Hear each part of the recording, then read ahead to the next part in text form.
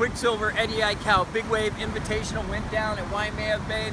We're having an amazing El Nino winter, but Quicksilver waded through a lot of the big swells. They waded right to the end of the window, and they got the best big swell of all time. The exact conditions they were looking for, 20 to 30 foot waves with cleanup sets coming through. The crowd was arriving here in the pre-dawn, and all you could hear was the roar of the surf. Mega Waimea. Awesome. Another one, ladies and gentlemen, look at this set.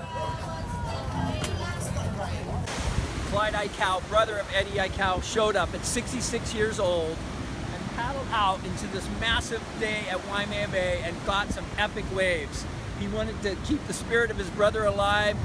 The judging criteria was simple. The judges were looking for commitment, size of wave, and completion of the ride.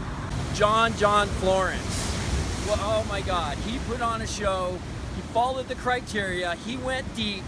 He took off on the big waves that were steep, and he made it. The white waters exploded, and he finished the rides. John is an amazing athlete.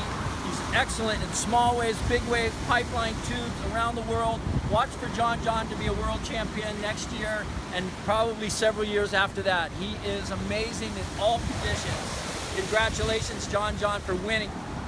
I watched the strategies of some of the best surfers out here. Kelly Slater, a former winner, he kind of stayed on the end, played a little more conservative. Almost every wave he took off on, he was able to complete the ride and getting good scores. I had the honor of surfing in one eddy back in '99, and it wasn't as big as this eddy, but to sit on that boil deep on the pit and take off when those sets come in takes a lot of courage. And there was one wave, I was right on the right spot. It was a 25-footer. I looked down over the ledge and I pulled back thinking maybe there's one behind. I let that one go, and I never will forget that. It haunts me to this day. I did get my best wave right after the horn blew. I got a 25-footer, rode it all the way in, but the contest was over, didn't count.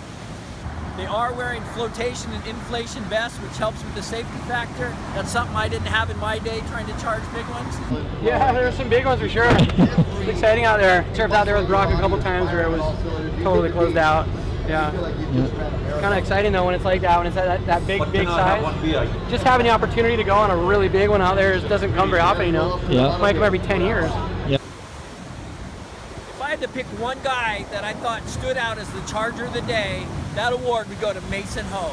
Mason Ho was charging all day long, catching some of the biggest waves of the day and some of the heaviest wipeouts of all time. Wipeouts. Don't get me started on wipeouts. I saw some of the heaviest big wave wipeouts I've ever seen. Guys were charging. Mason Ho and Nathan Fletcher, Grant Twiggy Baker jump over the falls. Jamie O'Brien rode some of the biggest bombs of the day and didn't get scores to match that. I predicted Mark Healy would win this year's event because I've seen him out here. He goes right, he goes left here, he'll pull in the tube. I expected more from Healy, but looking at my pictures, he paddled for some insane waves. Had he gone on, they could have made the difference. Ross Clark-Jones has no fear in big waves. He went out there and got some bombs and nearly won it. Ross Clark-Jones would have been this year's winner if it weren't for John. John went out there in that second heat and got the scores he needed.